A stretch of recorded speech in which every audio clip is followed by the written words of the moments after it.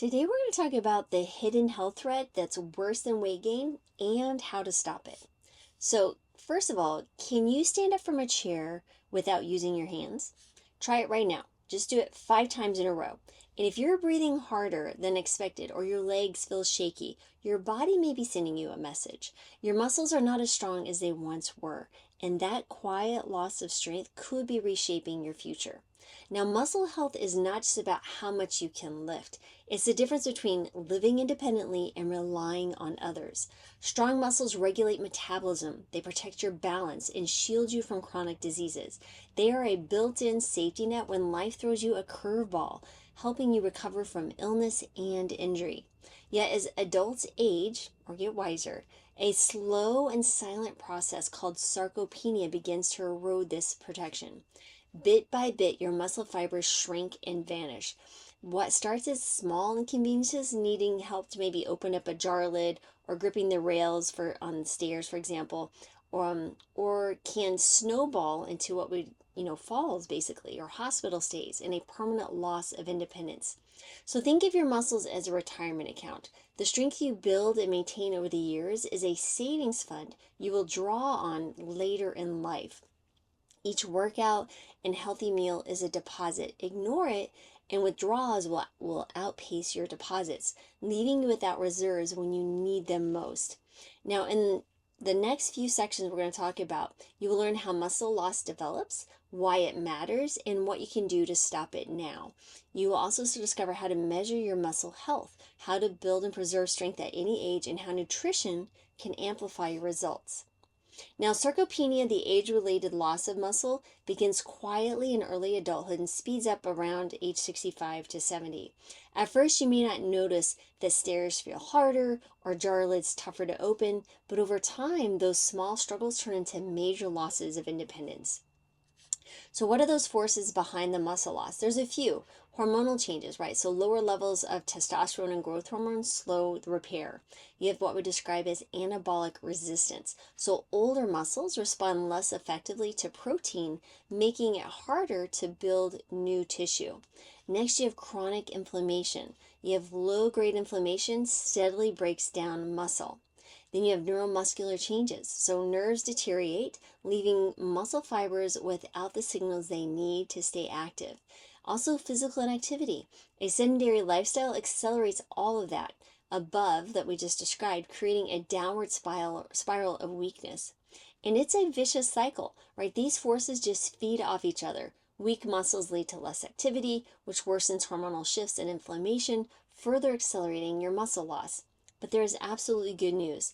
Muscle is highly adaptable at any age. Regular resistance training and adequate protein can slow or even reverse sarcopenia. So each time you lift a weight, you climb stairs, or eat a protein-rich meal, you are making a deposit in your muscle savings account, one that can protect your independence for years to come. So why does muscle loss change everything? Because sarcopenia doesn't just make you weaker, it sets off a ripple effect that touches nearly every part of your life. Let's talk about them. First, there's the independence factor. So imagine trying to get up from a low chair and realize you cannot. Right? Without muscle strength, walking, climbing stairs, and even bathing become more difficult. And that loss of independence often leads to long-term care. Then there's the metabolism connection. Muscle is your body's largest metabolic engine. When it shrinks, you lose the ability to handle blood sugar, cholesterol, and inflammation effectively. Sarcopenia often pairs with increased body fat, a dangerous combination called sarcopenic obesity, which raises the risk of diabetes, heart disease, and stroke. Then there's the emotional and financial toll. Oh my goodness. Weaker muscles can lead to social withdrawal, depression and loneliness, more falls and longer hospital stays, and emotional strain and financial stress for families and the healthcare systems. Muscle literally is a cornerstone of your foundation. Remove it and everything else begins to weaken. So how do you know where you stand? If you cannot see muscle loss in the mirror until it's already advanced, so what are you supposed to do? A belt notch or a number on the scale tells you nothing about strength or function. That is why measuring muscle health really is important. So here's a few things you can do. Some simple assessments. Number one is a chair stand test. You can rise from a chair without using your arms, and how many times in 30 seconds? Grip strength. Your grip is surprisingly accurate indicator of overall strength. Balance test. Can you balance on one leg for at least 10 seconds? How about your walking speed? How long does it take you to walk 10 feet at a normal pace?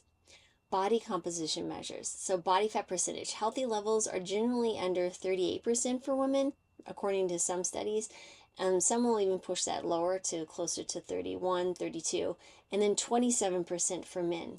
Waist to height ratio. Your waist should be at less than half of your weight, of your height. Your waist should be less than half of your height. So if I'm, let's say, 5'7" at 67 inches, I need to be, what is that? That's 33.5 around my waist, the smallest point. That should be that or less. There's also what we describe as the appendicular lean mass.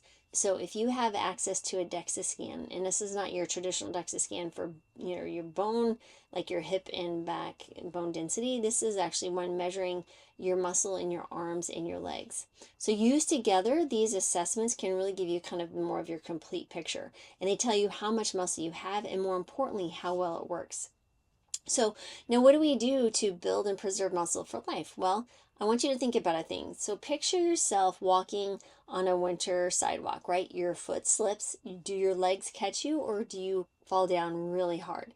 The answer often depends on one thing: how much muscle power you have left. So what can we do here? There's going to be 4 things. 1, resistance training. This is a non-negotiable, guys. If you only choose one type of exercise, make it this: lifting weights, using resistant bands, or even doing body weight moves like squats sends a clear message to your body: keep this muscle. Start where you are. 2 sessions per week can build strength, right? Focus on big muscle groups like your legs, your back, your chest, and your core. Progress by adding reps, sets, or weight as you get stronger. 2, add power to protect yourself. So power is strength delivered quickly, right? It helps you catch yourself when you trip. Train it by standing up from a chair quickly, climbing stairs with purpose, or moving through the up phase of an exercise faster. 3, endurance and balance really kind of complete your package. A strong heart and stable footing are as important as strong muscles. So you want to aim for about 150 minutes of brisk walking, cycling, or swimming each week. Practice balance drills like Tai Chi or single leg stands, and use your strength in real life. And 4, I would say beware of detraining. Muscle gains build slowly but can vanish very quickly. Just after 3 weeks without training, strength and muscle mass begin to decline. So consistency is the secret. So what about fueling for growth, right? Exercise builds the framework, but nutrition provides the brick and the mortar. So without the right fuel, your body cannot repair and grow muscle. So protein is the building block. So most adults need between 1 to 1.3 grams of protein per kilogram, or 2.2 pounds of body weight per day. And you want to spread that protein evenly across meals for best results. Now, if you're significantly overweight, I would suggest that you look for the protein needs for your ideal body weight. And there are a few different ways you can look at that. So you can shoot for like a BMI. I know it's not the best, but for right now, this will work. A BMI of around 22 for your height and gender. And the other thing is thinking about leucine. Leucine is the amino acid that tells your body to start building muscle. So you aim for about 3 grams per meal. Soy products like tofu and tempeh, lentils, beans, and edamame are excellent sources. Also, you think about your post-workout recovery. So you want to pair protein with carbohydrates in the first hour or so after exercise. A smoothie with soy milk and fruit, hummus on whole grain toast, or yogurt with berries works well. Micronutrients and supplements. Now, vitamin D, magnesium, and other micronutrients really will support your recovery. So if you struggle to hit your protein target with food alone, a shake or a powder can help for certain individuals. So what do? Right? Remember, preserving your muscle is absolutely not optional, right? It's your foundation for your independence, your vitality, and long-term health. And you do not have to figure out alone. I created a special worksheet for you guys. It's called the Muscle for Life Blueprint Worksheet. and it literally will take you step by step on what to do. You're going to identify your current strengths and weaknesses with at-home muscle health checks. You're going to set clear goals with a baseline and progress checker. Follow a 4-week training map with space record every set, rep, and workout. And use practical meal templates and protein guides to fuel your results. You're going to stay accountable with the momentum tracker so you keep progressing each week. So all you do is click the link below, join Substack, and you have this access for free.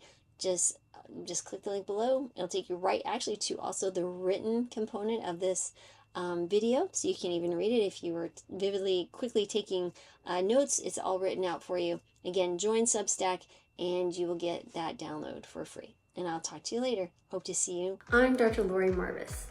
Now, if you've ever taken a multivitamin, you've probably assumed it's giving you everything that you need. But the truth is, most women's multivitamins are filled with nutrients that you're already getting from your food, while skipping the ones your body really needs to thrive. And that's where the For Her Essential System comes in. I co-created the For Her Essential System with Complement, a science-backed supplement system that provides the essential nutrients women need for optimal health. It's designed to support hormonal balance, energy, bone health, and much more, with just the nutrients we struggle to get without the unnecessary fillers. What sets the For Her Essential System apart is that it is specifically formulated for women, with dosages based on the latest research, ensuring you get what you need, so you can thrive in everything you do, all day, every day. Now, to learn more and try it for yourself, visit the link in the description below and use the code for an exclusive discount. Take control of your health with the nutrients that matter most.